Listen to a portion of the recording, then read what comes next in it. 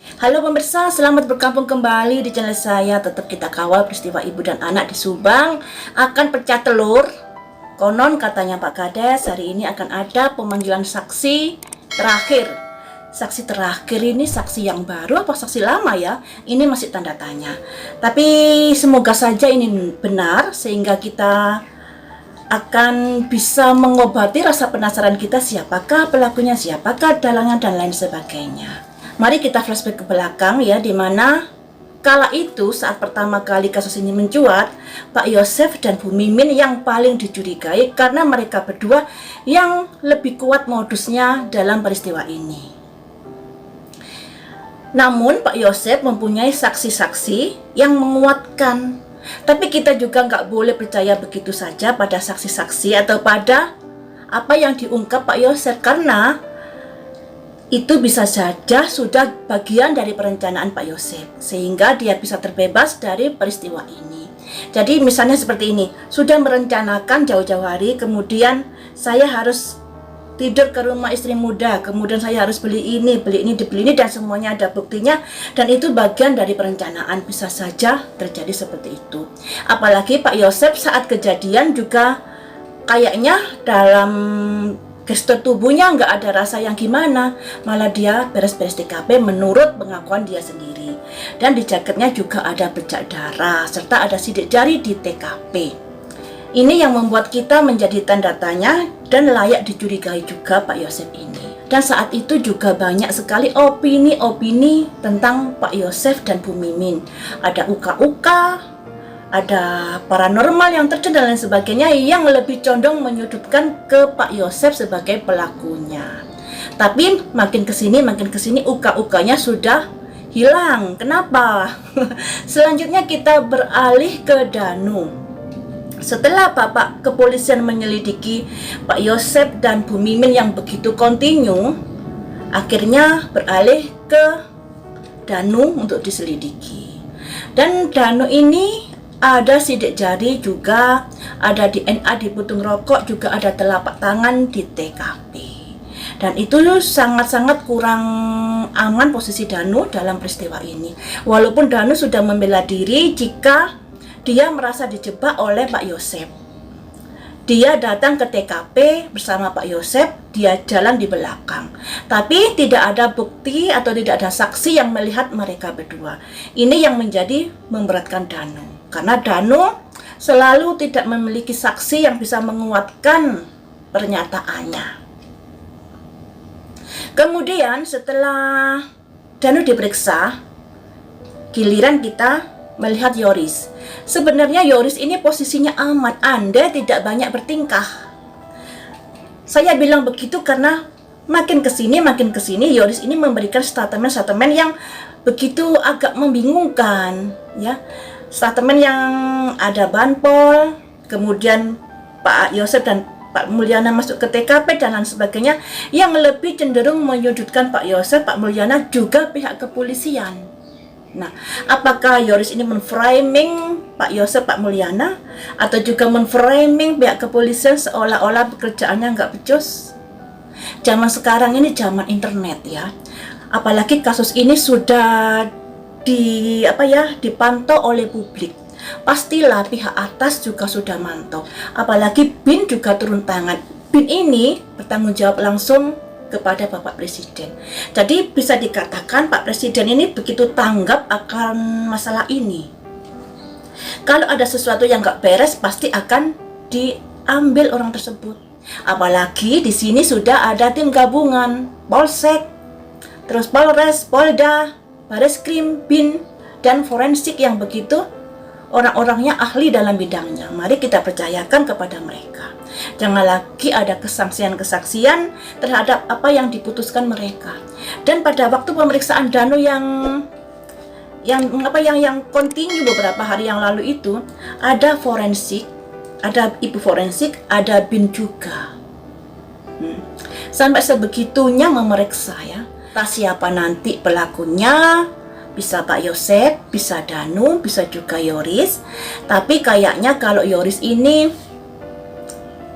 agak sedikit agak aman karena tidak ada bukti-bukti yang di TKP. Tapi nggak tahu lagi kalau pihak yang berwajib menyimpan bukti-bukti yang tidak dirilis ke publik tentang Yoris ini. Karena ada sesuatu yang membuat saya negatif thinking pada Yoris. Kenapa dia selalu mengeluarkan manuver-manuver ketika saat-saat sudah gelar perkara? Kenapa nggak dulu-dulunya di awal permasalahan atau di awal dia menjalin kerjasama dengan pengacaranya? Itu yang membuat kita tanda tanya, apa maksudnya? Kalaupun memang terjadi kejanggalan dalam proses penyidikan, tentunya dari awal ketika pengacaranya sudah menaungi dia bicara sejujurnya atau ungkapkan semuanya kepada pengacaranya. Tidak dicecil sedikit demi sedikit seperti ini, ya. Itu yang membuat saya janggal, kenapa Yoris seperti ini. Apakah Yoris ini ada kaitannya dengan Danu? Karena Yoris ini lebih menyudutkan bapaknya daripada si Danu. Nah, di sini makanya ada dua kubu Yoris dan kubu Danu. Terus yang menjadi agak tanda tanya ini juga Pak Yosef. Dalam keadaan genting ini Pak Yosef mencoba untuk mengaktifkan kembali yayasannya. Saya rasa ini sesuatu manuver yang bisa membuat Pak Yosef dicurigai banyak orang yang yang ingin menguasai yayasan lah, beginilah. Tapi saya berpandangan lain di sini. Mungkin Pak Yosef sudah yakin kalau dia nggak terlibat, makanya dia ingin mengaktifkan kembali yayasannya dengan segera karena kasihan anak didiknya yang sudah menanti. Tapi bisa juga Pak Yosef ini ingin memberesi semuanya sebelum dia masuk dalam lingkaran masalah ini. Semuanya ini masih tanda tanya buat kita. Kita berasumsi liar, kita begini begitu karena drama mereka yang dipertontonkan di publik. Harusnya kalau membuat statement itu cukup di pihak yang berwajib, cukup saat diwawancarai pihak yang berwajib, tidak di open di media sosial. Jadinya seperti ini. Ya jangan salahkan kalau para netizen beropini liar. Karena banyak penggiringan framing ke salah satu atau kedua-dua pihak, ya. Banyak sekali framing dan banyak sekali kata-kata sugesti yang sebenarnya dilontarkan untuk pemirsa, tapi pemirsa tidak menyadari itu. Kata sugesti itu seperti apa sih, Jeng? Kata sugesti itu tuh kata yang diulangi berkali-kali untuk mempengaruhi alam bawah sadar kalian. Misalnya, lugu, polos, dan lain sebagainya. Itu diulang berkali-kali, akhirnya nyantol di pikiran kalian. Apakah seseorang yang lugu itu tidak punya potensi melakukan kejahatan?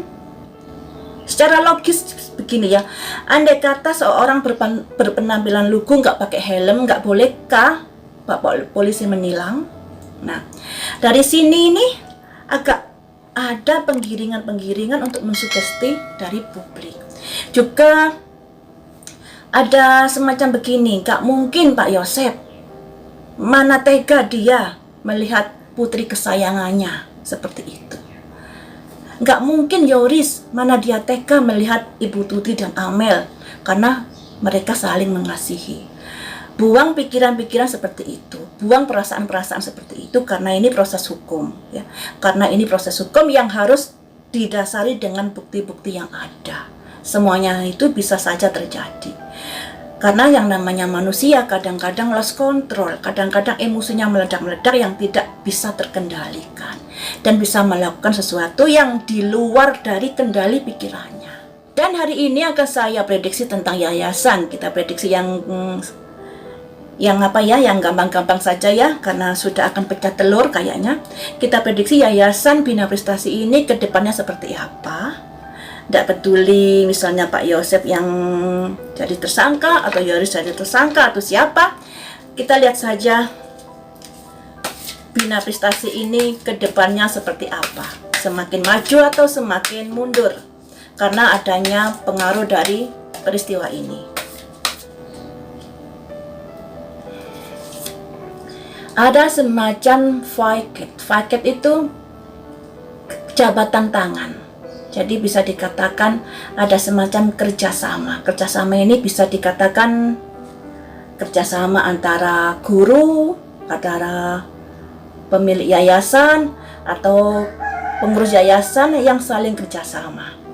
Dan kerjasama ini akan berbuah kemanakah? Berbuah lebih bagus atau lebih buruk untuk perkembangan dari pendidikan bina prestasi tersebut. Ada enlightenment, ada pencerahan di sini.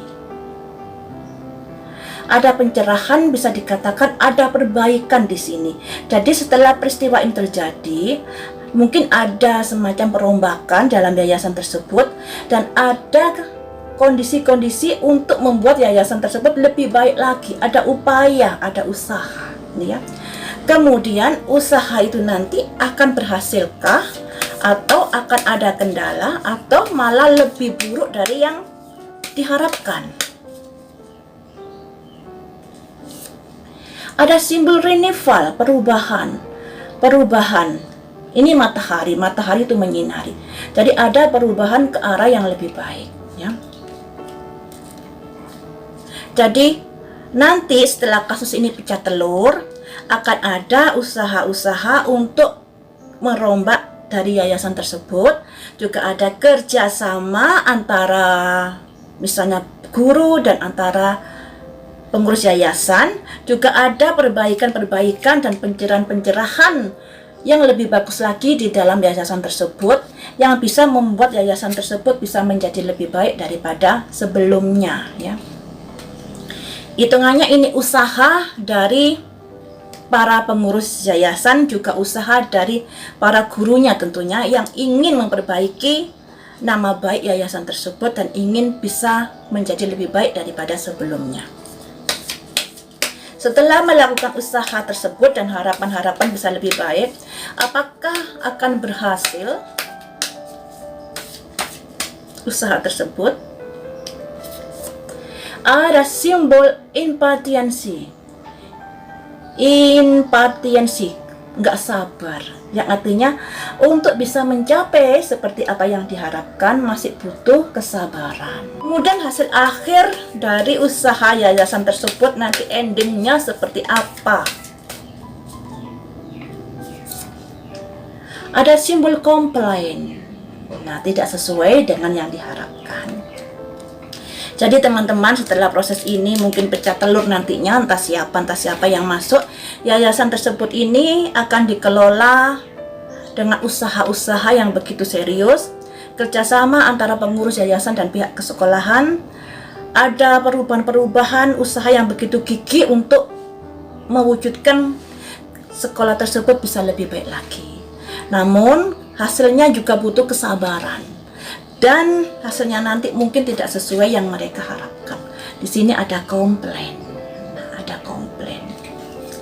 Seperti itu ya teman-teman. Untuk video kali ini, semoga saja peristiwa ini segera terungkap dan rasa penasaran kita bisa terjawabkan. Tidak peduli siapa yang masuk buat saya, yang penting perkara ini bisa terungkap dan tidak salah tangkap. Semoga saja Ibu Tuti dan Amel bisa tenang di alamnya. Sampai di sini dulu, lain waktu kita sambung lagi dengan prediksi yang lain.